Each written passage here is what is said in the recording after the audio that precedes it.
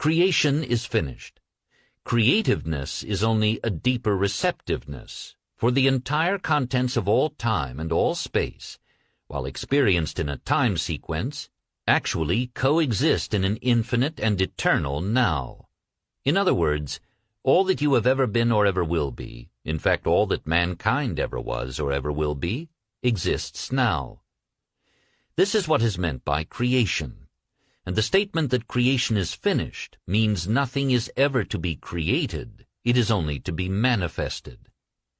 What is called creativeness is only becoming aware of what already is. You simply become aware of increasing portions of that which already exist. The fact that you can never be anything that you are not already or experience anything not already existing explains the experience of having an acute feeling of having heard before what is being said, or having met before the person being met for the first time, or having seen before a place or thing being seen for the first time.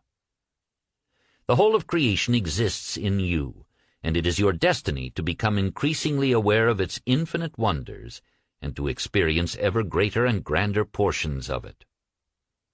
If creation is finished and all events are taking place now, the question that springs naturally to the mind is, what determines your time track? That is, what determines the events which you encounter? And the answer is, your concept of yourself. Concepts determine the route that attention follows. Here is a good test to prove this fact.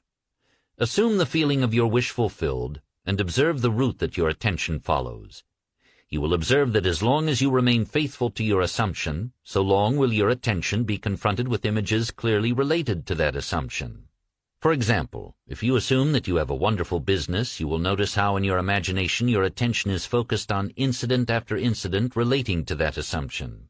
Friends congratulate you, tell you how lucky you are. Others are envious and critical. From there, your attention goes to larger offices, bigger bank balances, and many other similarly related events. Persistence in this assumption will result in actually experiencing in fact that which you assumed. The same is true regarding any concept. If your concept of yourself is that you are a failure, you would encounter in your imagination a whole series of incidents in conformance to that concept.